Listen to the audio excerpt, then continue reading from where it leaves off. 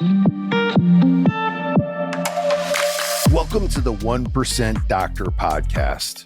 What separates the good from the great, the standard from the extraordinary? It's not just skill, it's not just knowledge, it's mindset, it's execution, and it's the relentless pursuit of growth. And that's exactly what we talk about here on the 1% Doctor Podcast. I'm Adam Lamb. I'm your host. Welcome to the show. Welcome back to the 1% Doctor Podcast. I'm your host, Adam Lamb. Today, we have a really interesting guy who's done so much in medicine and helps and leads other clinicians and folks to build something in the healthcare space that their heart's on because he's done the same thing. Dr. Todd, welcome to the show from the beautiful state of New York. You can see it in your background. Yeah. Awesome. I'm excited to share, for you to share everything that you've done. It's so amazing. And so thanks for being on the show. How long have you been practicing medicine? Let's start there first, and then we're going to go back to what got you started. So it's hard for me to believe, but I think it's over 30 years now. That's amazing. And so, I highlight that because I want people to listen, and you're not a spring chicken, right? You didn't just come out of medical school and get lucky. You've had to do a lot of work, and the evolution of your career and what you do today, which is awesome, is super important. And so why did you get into medicine? This is one of the first questions I like to ask every doc. What led you to get into medicine? What was the thing that kind of was the aha moment? I think it all started when I was really younger. So I was one of the few people grew up knowing what they wanted to do with their life. Often most people in college don't even know what they want to do yet. Right. But I knew from a young age. I actually started volunteering at the hospital at 12 years old. People are like, why were you there? I was like, well, I loved helping people. I was a big science fan. My brother, who was 4 years older, was already on like a pre-med track, and it just seemed like the right fit for me. And confirming that by volunteering in the hospital, even at a young age, you get exposed to it. You know what it's really like. This is what it is day in and day out, and I had a real passion for it. And so, are you born and raised in New York? Yeah, I was born in New York, raised in New York. I went to college in New York. I went to med school in New York. That's awesome. You started though, when it came to health and wellness, prior to being a physician, what was your focus? What kind of led down that path? Well, I think also at a young age, I was really into science. I mean, when I was 14 years old, I went to the University of Iowa for 2 months and was doing research on graft versus host reaction and bone marrow transplant units. Not your typical summer for a 14-year-old. Yeah, I got a 17-year-old, and I wish I could get him to want to do something like that. Not interested. Yeah. And so I think you shared something previously before we started, like you're into nutrition and some of those things too, really interesting. Well, I went to pre-med, right? But, what am I going to do with biology or chemistry? It was my thought. I think I'd get a lot more out of it. So I took clinical nutrition as a major in college. So I learned all about nutrition and fitness and health all kind of correlate together. And through that, so you kind of have this, because I think, unfortunately, a lot of physicians don't know anything about nutrition. Even the MAHA stuff I've heard lately where RFK was wanting to integrate more nutrition into med school, just so physicians can help lead patients down a path of, because most Americans, they don't even know what's good and bad, right? You might know McDonald's is bad, but you might not know what's good and what's bad and things like that. So I think nutrition plays such an important part of our health and how healthy we stay. And so it's great. Yeah, definitely. I think we're only becoming more aware of it. I mean, the general populace becoming more aware of it recently. There are always trends in the past, like cholesterol bad, too much salt bad, fried foods bad. We kind of all knew that for years, but now we're really getting more specific. There's a lot of information out there. It's very confusing. And I think a lot of patients and clients are confused because one says this and one says that. How can they both be right? Yeah. And primarily your practice today, and we'll talk about the evolution of it. It's all, you kind of deal with cash more. I mean, you're more of cash pay, self-pay with patients. Yeah. So I went from practicing physiatry, mostly sports medicine, and then converted it into the med spa industry where it was all cash. And those business models I don't have to tell you, are completely night and day. Completely different. Yeah. And so I think there's a lot of docs that they feel handcuffed to the insurance model and Medicare and, unfortunately, as a physician to that model, you don't always get to do what you want to do for the patient. You have to do what insurance will cover and what insurance says and some of that stuff. Yeah, yeah, and even more so now, I think, anyone practicing with insurance companies will tell you they're very controlled and limited by what the insurance does more than their medical decision making, which really makes you think of, Yeah. who's making my medical decisions. Right. Yeah. The big, maybe big pharma, but and so yeah, and it can be frustrating. And I think so. You started in physiatry. I know what it is because I coach a couple docs in the physiatry space. But talk a little bit about what physiatry is for the folks that don't know what So exactly. it's I did my physical residence, medicine and rehabilitation residency at NYU, and then I stayed on as an attending and a faculty member of the School of Medicine in a physiatry practice. So we were basically dealing with non-surgical orthopedic injuries mostly, or pre-surgical or post-surgical, right? The surgeon just wants to do the surgeon, but we were kind of at everyone else who didn't need surgery or before they decided they need surgery. So from diagnostics to treatments to therapeutics of all different types of modalities. So we were also worked with sports teams. We did ringside physician at Madison Square Garden down the block. I worked with some NFL teams. I worked with the UFC. I helped Dana White get the UFC approved in New York. He calls me up and says, we need a medical expert to help out with the government on lobby day. So we Wow. got to do a lot of exciting things in the sports medicine field. Yeah, and so I know there was a segue from the physiatry into aesthetics, which, Right. so It sounds like a strange transition, yeah, right? but when we talked about it, like, it totally makes sense, and I think a lot of people don't understand in the physiatry space, like, you guys are doing Botox before Botox was done for the aesthetic part for helping with muscles that are not firing properly and some of those kind of things. Talk a little bit about, like, Botox as it comes to, like, physical therapy or rehabilitation, some of those things. Right. So during my residency, I worked in the Jerry Lewis muscular dystrophy clinics. If people remember, Jerry Lewis and his Yeah. telethons, right? So then we were using Botox in cerebral palsy, muscular dystrophy, and Duchenne's, Becker's. So I was well versed at using Botox, and believe me, the number of units we used in those patients was tremendous. So by the time cosmetic Botox came out in 2002, I was already injecting it for years in much bigger doses. And I was fortunate to be at NYU where I went upstairs to a dermatologist. I was like, tell me what this is all about. So it was quite easy to pick up and learn doing what we did basic Botox back then. And then I started doing it for friends, for family and patients. And it kind of just exponentially kind of grew on its own. And then so when did you leave kind of the mainstream medicine model to start going into your own kind of private practice? My story's a little interesting because it wasn't like I just stopped one and started the other. So I opened my own practice in like '08, and I had physical therapy gym and, sports medicine in there. And then I was doing cosmetics. I had an esthetician. We started doing some skincare. I started with Botox and some basic fillers. And that business is slowly grew on its own to where it got so big, I needed more space for it.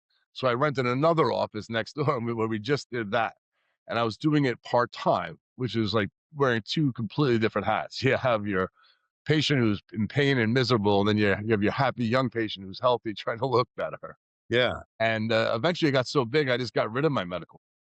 Yeah, and I think that you point out something good because a lot of docs that will listen to the show and that I know, they're kinda in the insurance world and they're scared to make that transition, and it's like anything. When I first started my company in 2012 doing telemedicine, I was in the mortgage industry, and I was still doing mortgages, but I, like, wanted to start this passion project, and, like, sometimes you gotta do both. You just figure it out. Sleep less, less TV, whatever you gotta do, you find a way to start doing the other thing so that eventually you can transition to, like, the thing you're most passionate about potentially is your full-time job, and it sounds your full-time gig, and that sounds like that's what you did. Right. For me, that transition period was great because I still had the steady income. And then anything else there was kind of like gravy. Right. So then it was just additional money on top of that. And I was afford the luxury of the stability and doing it at the same time. At that time, it was a lot of work. But I will tell you one thing once I stopped the medical and the insurance altogether, and I put my full time into one, that's when we exploded. We were growing at almost 50% a year in the med spa. Love that. Yeah, and Before that, it was like 5, 10% growth, which is still great and healthy. But once I it's how put my full steam into it, like the more time you can commit to it, the better. yeah, And I'll if you're never financially able to make the jump in both feet because it'll grow quickly. Yeah, I remember it was June 2013 is when I burned the ship, and I'd left the financial industry and went all in. But that was the thing. I had no boss anymore. It's like you got to show up every day, and like you can get Yeah, distracted by because there's a fun kind of sexy part of being an entrepreneur and owning your business, but you still have to do a lot of the boring stuff. So like if you work at a company or like a hospital or a system where you have like certain people hired to do all the boring stuff, so you get to come in and kind of be the talent, I call it, and then all of a sudden you got to worry about all those other things, right? Who's answering this, who's doing that, who's doing the taxes, who's accounting, and you have to kind of transition from provider to entrepreneur and wear both hats, right, to be successful. And so how was that transition for you? Did you kind of figure it out pretty quickly? Like, did you have any big pitfalls? yeah, there definitely are pitfalls with that, especially if you've never done it before. So, but don't panic. You handle it, you learn from it, and you move on. You're gonna figure it out.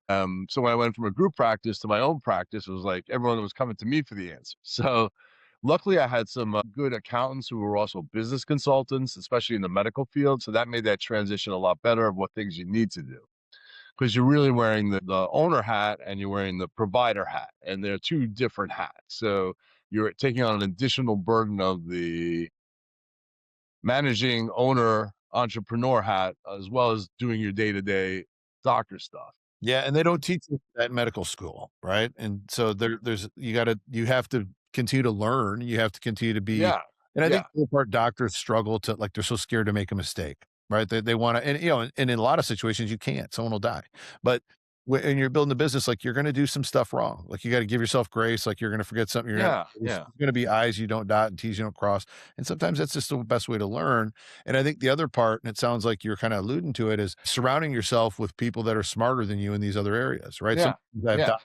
they kinda have a little bit of an ego and they don't wanna raise their hand for help and they don't wanna, and so once they like the guys that once they like put their ego aside and they're like, "Man, I just wanna learn and figure out how to be successful," I think they get that Right. that growth that you were talking about, Yeah. surrounding themselves with whether it's like a mastermind of other docs that are building businesses, which I found a lot of success with, or, hiring, like you said, the tax guy that's also a consultant for business and some of those things to help you learn Yeah. fast. You don't And wanna my accountant was dealing with most practices that were purely cash.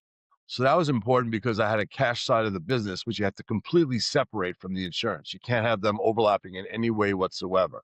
So it's two different businesses that are run two different ways. and it's amazing how many docs don't know that I've had to help them separate Yeah. Yeah. the It's so important. tax ID and in many cases different address, right? It might be suite 1, suite 2. Like you might have to have and I've seen it with dermatologists where they'll have 2 offices. One is the insurance office, the other is the aesthetic office. Just you have to keep those things separate to from a tax standpoint, legality, Medicare, all the kind of pitfalls. And again, they don't teach you any of that. And I think No, no, part no. of it is to keep you stuck in the system versus getting out on your own where you can actually have the freedom to build a practice that, you know Yeah. And then also how to financially structure these things, how to legally structure these things. Believe me, you're not doing something someone hasn't done before. So there's someone out there to tell you how to do it. Yes. Right. Right. So you don't have to reinvent the wheel. The wheel's been invented and it works really well.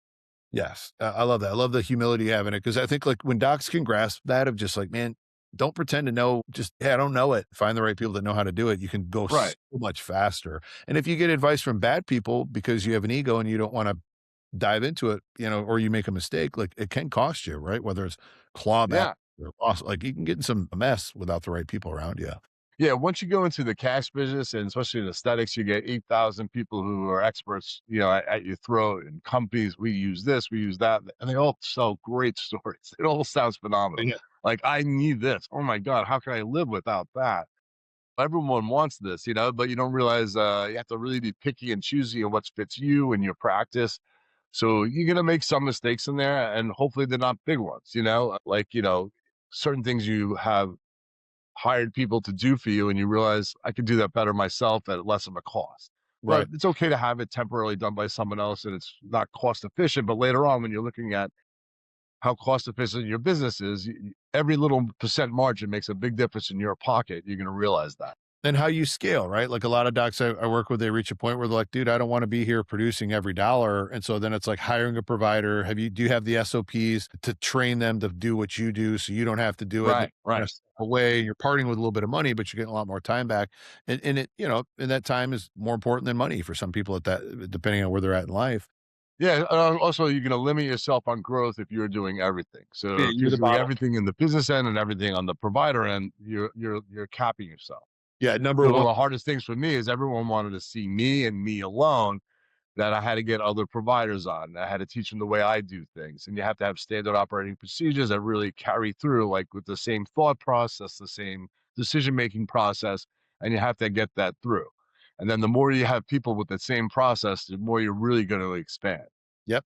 Yeah, the number one issue I have with most docs that wanna scale is they are the bottleneck, right? Right, They're the one right. in the way, and we have to figure out how we keep them doing the certain things, but eliminate them doing other things, whether and we call it buy back your time, and we do time audits and all that kind of stuff. Just like, maybe they're doing $1,000,000 in revenue, but they wanna get to 5. Well, listen, the same version of you and the same version of your practice can't do that, right? So we have to rethink Yeah. how we do things, and so it's Yeah, the more people making you money that you're not doing is the best way. yes.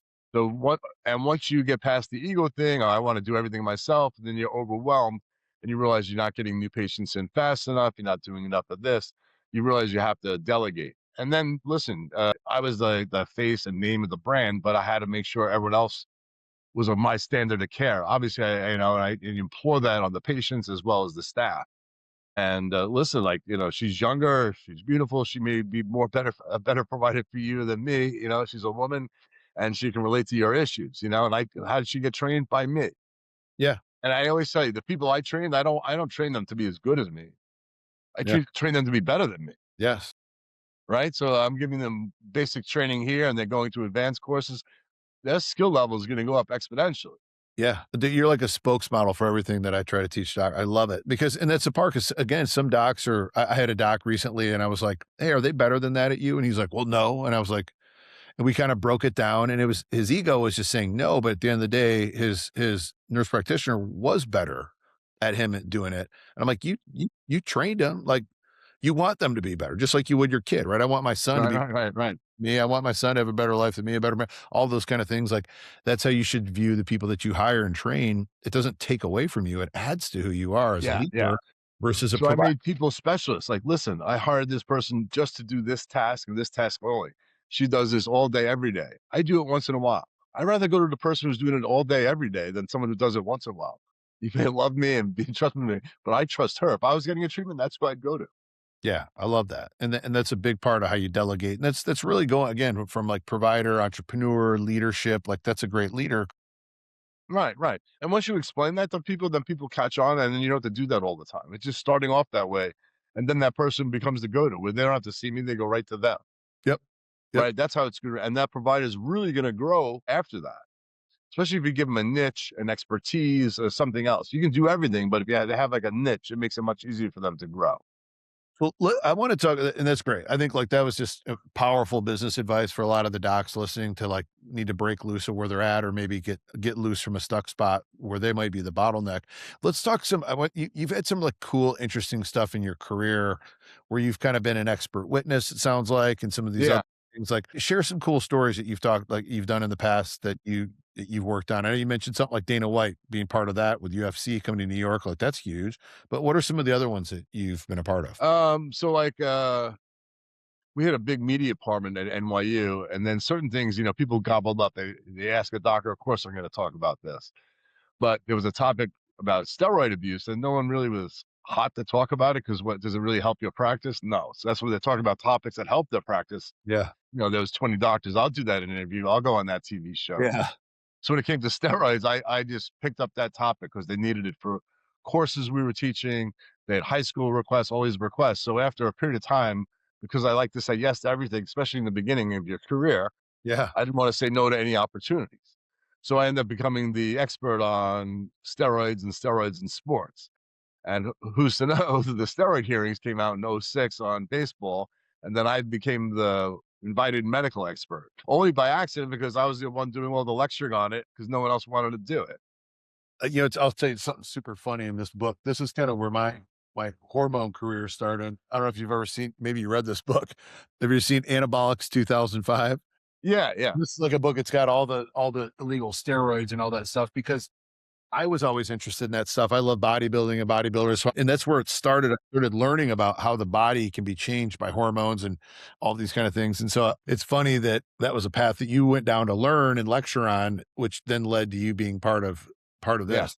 So talk a And little then bit. in 2008, the Roger Clemens hearings, which was really on HGH, it wasn't about Roger Clemens, but he was the key witness there. Then I got invited again to Congress to be a speaker, and that just blew up everything else. Even though I wasn't practicing that, it was still gave me credibility, notoriety, trust. So it doesn't necessarily have to make you money for it to be, Yeah, building personal, directly.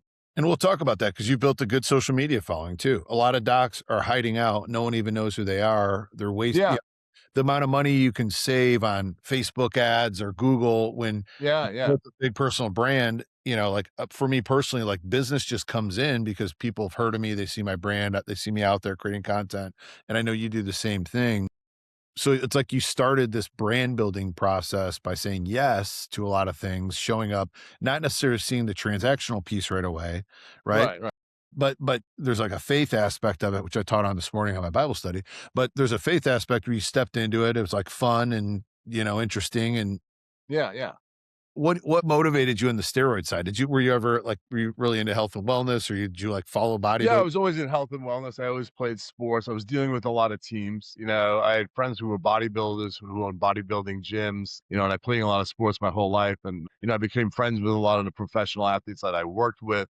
So I was always around that. And there's always so many questions. So I always found it fascinating about the testing, also about, what people are using. Are they using it safely? So it was definitely an area of interest.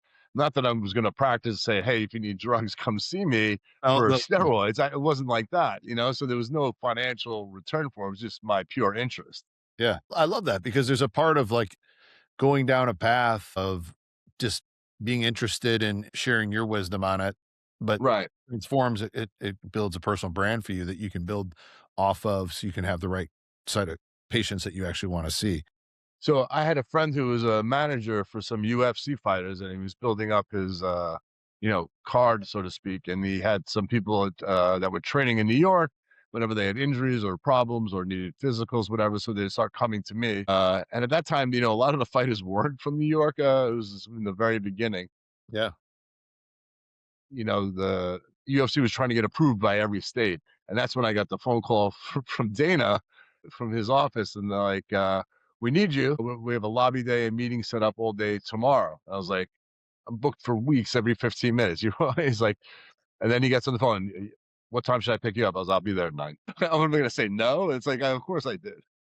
Look, it's sorry, patience, and that's the cool part too when you build a good practice and a good client base or whatever, people understand too. If you're like, "Hey, I got this thing, I gotta move you," and they're like, "Oh, cool," because they wanna see you be successful because you've always been there for them. Yeah, yeah, yeah. When you build a good relationships in your practice, that's awesome. And so you got to do that for UFC. That's pretty awesome. And where is some of that stuff taking your career today? I know you've built, you said multiple med spas, you've had exits, you train, like keep going through the evolution of how that's grown for you. Yeah. So then I went through the sale in 2020 of my own. I had 3 at that point, but then I felt like, do I want to jump in and practice anymore? I was like, I have so much knowledge. I think I can help other doctors, other businessmen grow into this, and because they think it's all in, all out, or too risky. I'm 50 years old. I'm not gambling my whole life away to open a place. Well, it doesn't have to be that way. And how you can do it, save money, be smart about it, and grow a successful business and either drop insurance altogether or just not have to depend on insurance-based medicine anymore. And I was always doing a lot of teaching. I was voted the most loved injector on Real Self. I was voted top 10 injector in the United States by Best Aesthetic Injectors, for multiple years in a row. So I was also doing a lot of training. I guess both my parents being teachers, I always like to Okay. teach. Just like when patients used to come in, I used to always give them handouts. Like, these are the exercises, this is the diet. Yeah. And I have handouts everywhere. But yeah, I transitioned into the teaching rather well, and I was doing a lot of that. So expanding on that now that I have more time for the consulting, for teaching, and then even how do I review a product or a new machine or a new technology? Is it worth it? What process do I go through to say, is this worth it financially? Does it do what it's really going to do? Is it really safe to use? who would I use it on, right? So, yeah, all these things you have to evaluate when looking at all this new technology, which in aesthetics and wellness seems like every other day, like, Something. we have something new. And they're not like it's great, yeah, and they're not all great. And there's also, there's ideas. I have docs too that I work with that are like, "Hey, I'm thinking of buying this, $250,000 machine." And the sales guy just, they feel like it's gonna, solve every problem they've ever had in their life. And the reality is like breaking it down of like, all right, cost of acquisition, how do we have patience for it, and what's the ROI, and how many treatments we have to do. And then like when we break that down from a business standpoint, and it's like, dude, you won't break even on this machine if everything went perfect for 12 months. Does it make sense? Right. And 12 months from now, is there going to be like version 2, 3, and 4 of this? So being able to go through that, I think can help save a lot of money for a lot of. Yeah, yeah. One of the biggest mistakes is spending too much just to get the doors open, right? So, renovation, high rent, you're buying technology, machines, you're hiring staff, and you have to think about how much cash I have to run the business for the next 3 months as I'm building it, right? Because this doesn't start off the fully booked practice, and people don't realize the investment. Every dollar you spend now is going to cost you more later. So having too much spent up front is really setting you in such a hole that you may never get out of. And that's what we saw after COVID. Everyone thought they were opening a med spa and becoming a billionaire. And what do Yeah. we see now? A lot of these places are closing. Yeah, they weren't built for the long term. I'll never forget the client I tell the story about. He wanted to buy a $25,000 desk for his office, which he didn't even see patients in that office. He saw patients in the room. And I'm like, dude, we can take that 25 grand and put $2,500 into ad spend to actually build your practice. Like, Right. some people do some dumb stuff. They don't think about it, but it's like, Yeah, yeah. Well, I always say, what's the ROI in that? Everything should have a ROI, right? So if it's not worth the ROI, it's not worth it. Because what I was shocked about when I first went into the cash field and the aesthetics field is there's reps knocking on your door every day. Hey, we got the latest and greatest. And they give the best sales speeches. They have beautiful women coming to your office selling yeah, you all kinds of things. And yep. everything sounds great. Believe me, it sounds great. But then you got to think about, I was like, all right, what am I missing here? Right. Otherwise, you'd buy everything. Yeah, and that's one of the things I built around with the docs that I coach and consult with. If let's like that may be a great machine or it may be a new modality or a great service, but let's build the game plan first before we invest in the thing of like how do we who are we helping with this product or Right. machine? What's their demographic? What's the messaging? How do we get them to convert? What's the call to action? What all these things that get them into practice? What are the pricing? What's ROI on that? And then we create this pro forma that's like, okay, well, if we do this, we're gonna have to spend this much in ads to get this much conversion, blah, blah, blah, blah. Go break down the entire pro forma for them. So then we know like if you buy this, okay, but it's gonna take 6 months to where, we're green on it. Or if you got to pay it back, it's so I had a doc in Florida recently that wanted to work with me, had $1 million in like machines and stuff that half of which she doesn't even use anymore, and just still paying like 50 grand a month and paying down these machines. Yeah. Yeah. Right. And so I think just, you know, being in the presence of somebody that can help you make decisions on whether something makes sense or not Right. is huge. And so do companies, do they pay you to evaluate their stuff, or do they offer to give it to you? Like, how does that Well, work? sometimes they just want my opinion on it, and which I'm happy to do. Sometimes they sell you free product, which I'll try, and not necessarily getting paid for, but I'm just going to review it. Some people want to pay you to do that stuff, but I get a lot of stuff. I want to be really picky in what I'm doing. Either it's something no one knows about, or I think it is really good and you never heard of it, or technologies are living up to the hype or not. So, I think a lot of people are getting back to and starting their practices when they're buying these machines, they think they're necessarily going to draw people in. There's some bread and butter technology you can use in aesthetics just to keep you going that will help get you patients. But every machine you buy, you got to think, do I have the clientele for it first? Otherwise, it's not making any money unless you have the clients for it. Yeah. Right. You So pay you got to for think, what do my patients need? And you're filling a need. And then you got to think about marketing budget, sales promotion, provider, insurance, monthly upkeep, warranties, storage space, all these other things that come along with it. So that 250 price tag for the machine, I can handle that. Well, did you include everything else in that? What's your marketing budget every month? What's your advertising budget every month?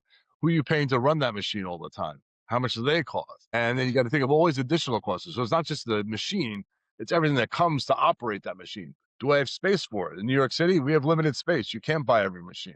Where are you yeah. putting it? Where are you putting it?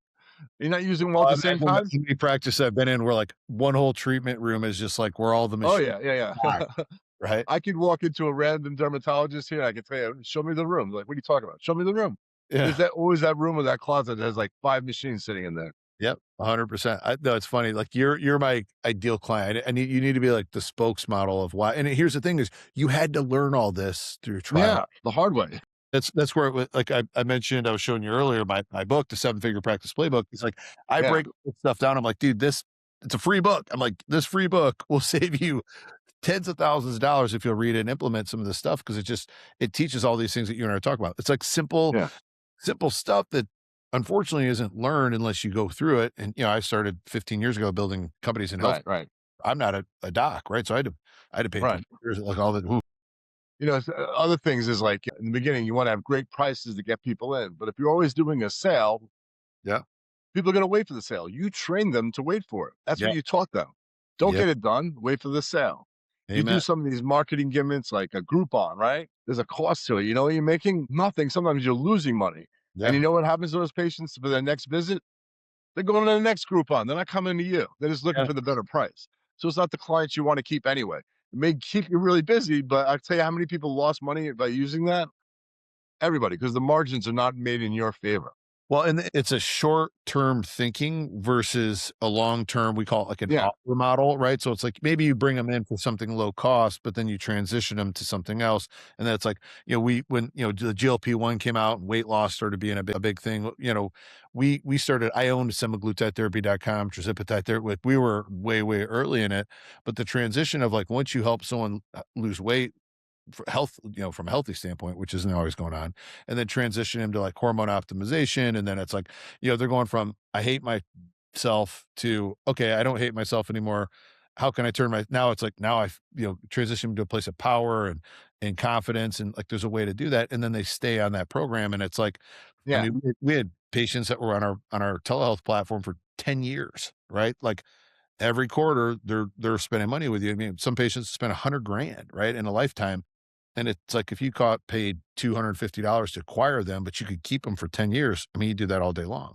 And so how your offer sequence and how you taking them from one thing to the next and how can you solve more of their problems and also doing it from a place of not creating a lot of overhead, right? If I have to buy the new machine, I have to integrate that into the pro forma yeah, versus yeah, service that's I'm already paying them to be here, but they're doing something that's going to help that patient yeah. without big overhead, right?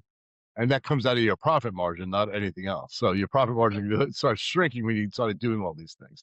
I But mean, also in the spa industry, I always tell people it's the lifelong value of the patient. If you're yes. not keeping that patient long term, the value greatly diminishes. And if you looked at return on investment, the average advertising or marketing cost of getting a patient in the door is quite expensive now, and it's gone up dramatically over the years with more competition. More But you competition. don't want them in there once. Like, what are you talking about? You want them in there 3 times minimum, because studies have shown if you got someone in there 3 times, they're more likely to be a lifelong customer. So, patient retention is super important in having a healthy business. If you keep building on that retention, you're really gonna build. If you're constantly have to get new patients, constantly have to get new patients, you feel like you're writing it nonstop and you're feeding money nonstop just to get new people in the door. If you keep them in there, the value goes tremendously high. Yeah, we call it plug in the bucket because otherwise it's like you're always trying to fill the bucket, but there's a big leak. And sometimes that leak is just service, and I think I can tell like you're a very likable guy. And so part of that is like, don't treat patients like a number or a chart, right? They're people. But yeah. Like if you remember things about them and connect with them, like I always was like, I wanted to almost like be their friend, right? And so it's like you build that relationship and now they're not looking somewhere else, right? Like Yeah, yeah, they wanna feel that connection. They wanna feel like they're being heard. yes. Yeah, you saw the appointment 5 minutes before they came in, but you gotta realize they've been waiting 2 months for this. They have so many questions and thoughts in their mind. When they come in, they have so much to say. Let them speak. Yeah. They wanna be heard, you know? Whether it's about a treatment or just something emotional, whatever it is, just let them speak. They wanna be heard. And They I, wanna be cared for. I This think is out-of-pocket expense, not insurance expense, so they want a little more time with your provider.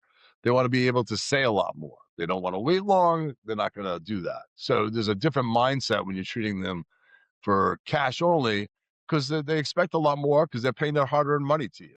Yeah, and I always get, price is what you pay, value is what you get, and I think the cash pay model, those people and you get more time with them, you're not trying to, like, in and out 7 minutes or whatever to try to Yeah, go to the next billing experience where you can charge more, you can give more, and there's a lot of people that want that, and some a lot of docs don't believe that, but I always tell them, "Go try to buy a brand new Ferrari, brand new Lamborghini, brand new" you can't. They're all sold out. Why? Because those people that value quality and some of the nicer things, and if you can create that environment and service in your yeah, practice, patients will pay a lot of money to have that experience, to have someone, like you said, that's right, listening to them. They feel heard, they trust you. There's not some intimidation like, "Oh, I'm the big holy doctor and you're the pet yeah, patient." Like, "No, dude, how about we're just 2 people, I wanna help you out, what do yeah. you" right? And the other thing I tell providers is don't be afraid to say no. Like, what? I'm telling you, they want this, and I'm going to tell them no. Isn't that a horrible sales tactic? It's like, forget the sales tactic. If it's not right, it's not going to give them the results they want. You're doing them a favor, whether they realize it now or later. They're going to appreciate you because everyone, you can go anywhere, and someone's going to say, "Yes, I'll give you that treatment." When you decide what's best for the patient, and you're going to get more out of this than this, then you're really a provider. You're not just someone who's, "Yes, I want this. Let me do it. You want this? I'll do it." Yep. It's still a medical procedures. It's still medical care, Yeah. even though it's aesthetics, it's a luxury. But you want to make sure they get the best bang for their buck. They're spending a ton of money, they get no results. They're not coming back. Yeah. No, you're right, and that's what builds the trust, and I think the other part we didn't really talk about is the referral opportunity too. When you build those Right. relationships, I'm sure you get massive referrals from Yeah. Yeah. what you've done. And Yeah. so, on the aesthetic side, so do you spend most of your time now helping build out these models? Talk a little bit about that, like how you went from kind of So, there's still people that want to get into the space, have a passion for this space. That's what I also like. But, I'm also picky on who I take because the hardest part with doctors is if you're not going to listen to me and let me teach you, there's no point of having it. I don't want someone I tell them, oh, this, and this. They do the complete opposite. It doesn't work. And they're saying it didn't work. I was like, you didn't do anything I said. Right? So you gotta be fire the able to client willing to today. learn. Listen, as doctors, we don't like when we say, "I don't know," but there are times we don't know. It says, "Listen, this is an interesting case. I'm gonna have to do some research, talk to some colleagues, and get you the appropriate answer." You were That's like, okay to say. I'd rather do that than give me some nonsense. So you don't know about this. You get help, right? If you're a primary care doctor, you don't know something. What do? You send to a specialist. You don't think twice about it, right? I don't have to treat everything. That's what we have specialists for. Well, they're a specialist for business. I love that. It's 2 things you said that it's funny, I fired a client today just because they did their version of what I keep asking them and telling them to do, and they're not getting the result, and they want and I'm like, "Listen, man, if you're not gonna do what I tell you to do, that's what you've hired me to do, it's not gonna work." So, we had to let them go.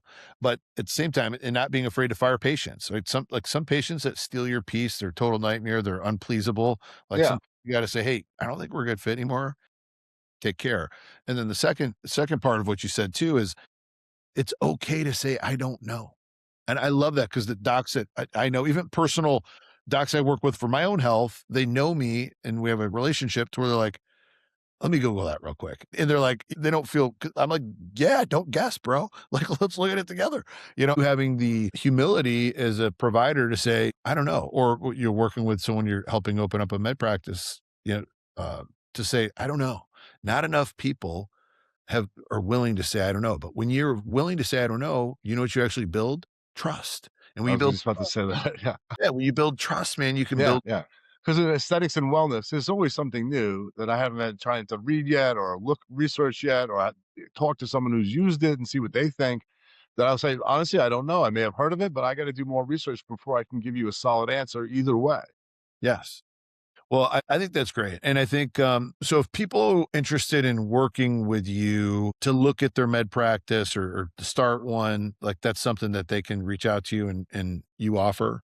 Yeah, they can. I have a website. My Instagram is where most people reach out to me. That's my biggest social media platform. And we'll put, what is it, Dr. Todd underscore New York City? Yeah, Dr. Todd underscore New York City. We'll put all this in the show notes, but I think you're awesome. Thank you. It was. I I feel feel like like we could talk for hours. For sure. I mean, here's the deal for me. Like I work with thousands of doctors over the years, right? And so like it's rare that I'm like, oh my gosh, this guy gets all of it. Yeah. How do I turn you into like the spokesmodel of what is No, possible. we could talk about that because I've been on both sides, so I know what it's like being the owner, the entrepreneur. I Yeah. know what you feel when you're like, "Oh god, I'm buying this machine for how much money?" Like, "My god, I could buy a house," and you're like Yeah. freaking out, And meanwhile, you pay it off in 3 months, you're like, "Oh, okay, that worked out well." Yeah, and having that plan, like, you get it, and again, like I explained to a lot of docs I work with, I'm like, "Look, you can figure it out for the next 5, 6, 7 years, or, like, we can get a game plan in, like, 6 months," right? So it's the same thing Yeah. you offer when you're helping people with their med spas is like, "Look, you can go figure it out, maybe fail, maybe you have success. It's gonna take time, you're gonna spend waste potentially." Well, it's gonna take you time, and also it's gonna cost you. Yeah. I You're gonna call make some financial mistakes in there. You're gonna get the wrong machine, hire the wrong staff. You're gonna waste money on this marketing company who promise you the world. They all do. I have a I whole feel like I feel like I've heard the same speech 3,000 times already. I have a 2-hour marketing training that I have all docs take before they hire a marketing group just Yeah, to yeah, because you gotta know what marketing is. yeah, it'll save you so much money because so much 90% of those guys are full of crap. And so I think, you know, there's so much to be said with, like, what you're talking about doing so. So I wanna make sure, yeah, if anyone is interested in working with you, we'll put all that Yeah, stuff in the show notes. They can also tell, like, you're just a genuine guy, and again, that builds trust, like, your ability to be authentic and all those things yeah. with what you've done, and you've had a lot of experience, and again, you're not a spring chicken, you've been doing this for 30 years, which is super awesome, and, Yeah, I'm I'll just tell you, the people that used to work at my place, I've helped them open their places, and you'll look them up on social media, and you'll see their businesses, and they're huge. Why? Because I taught everyone in the office all the time. We'd have weekly meetings, monthly meetings. We do trainings all the time because everything's changing all the time. How do we all keep up to date?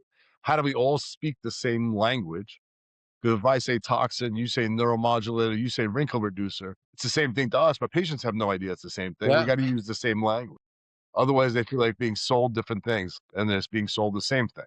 Yeah, and I think that's one of the biggest things that docs forget that we talk about a lot is that when a patient when you talk to them at a level that they don't understand, you're making them feel kinda stupid, and then when Yeah. they feel stupid, they don't feel Right. connected, and when they don't feel Right. connected, they can't make a decision because there's too much uncertainty and not enough trust. So, Right. when docs I'm like, "Dude, just talk like you're talking to, like, a 10-year-old." And we all know you went to medical school, you got the degree, you don't need to use all the big terms, they need to know that you feel them and that you understand. And then it's like, "Oh my gosh, all these people keep saying yes, I'm signing up more cases, I get more," yeah, and it's like, yeah, Yeah. they understand you. You're talking to them like a normal human now instead of a med student, right? Right. Right.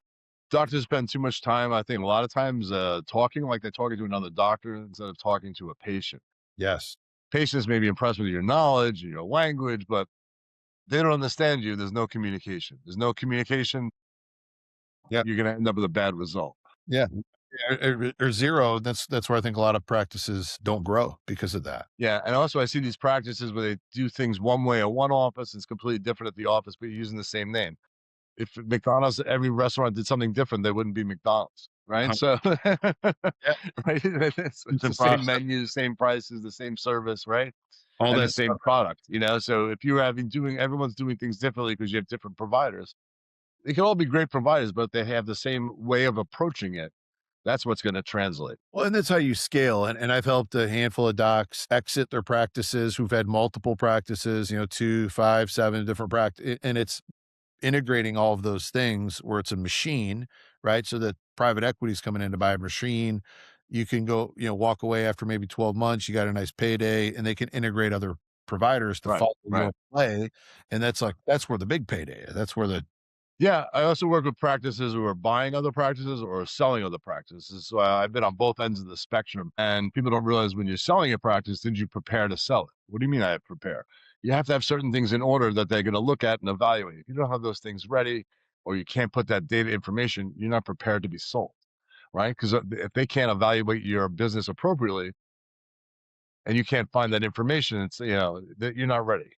there's a ton of value in that, and, you're 100% And right. that's why people aren't getting what they think they're getting because they're not prepared for it. They don't have systems set up. It's just like a bunch of individual people. And if your business is based on those people and they're not going to stay, your business value is tremendously lower. It's get crushed for sure. Yeah. Yeah. Well, this is awesome. I think even probably I want to bring you on again if you'll do it another time. We'll talk. So I think Yeah, I feel like we could talk about so many different things, yeah, right? there's so much value that you bring, and I'm grateful that you took the time today to be on the 1% Doctor podcast. And so we'll put all your contact information in the show notes so people can reach out, follow you, check you out. Your social media is awesome. I love it, and I look forward to staying in touch with you. And thank you for all that you do.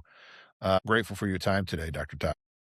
It was a pleasure meeting you. I think we have a lot of things in similarity and think the same way on a lot of things. So it's Yes. nice to hear. Stay in touch and keep helping people together, I think would be a good idea. And so I'll wrap it up for us. Thank you for tuning in to the 1% Doctor podcast. I'm your host, Adam Lamb, with our guest today, Dr. Todd. We hope it was great. Please like, subscribe, and share this episode with anybody you think that needs to hear it, that's building a practice, wants to build a practice. There's some powerful nuggets in this podcast that Dr. Todd shared today. So, Todd, we're grateful that you're here today. Thank you Thank to you. listeners who are on it today. I'm Adam Lamb. We'll see you next time. Thanks so much for tuning in to this episode of the 1% Doctor. Please be sure to subscribe to the show where you're able to consume more podcasts, get more value, and learn more about doctors potentially just like you. Please tell a friend, review the show, and we'll see you in the next episode.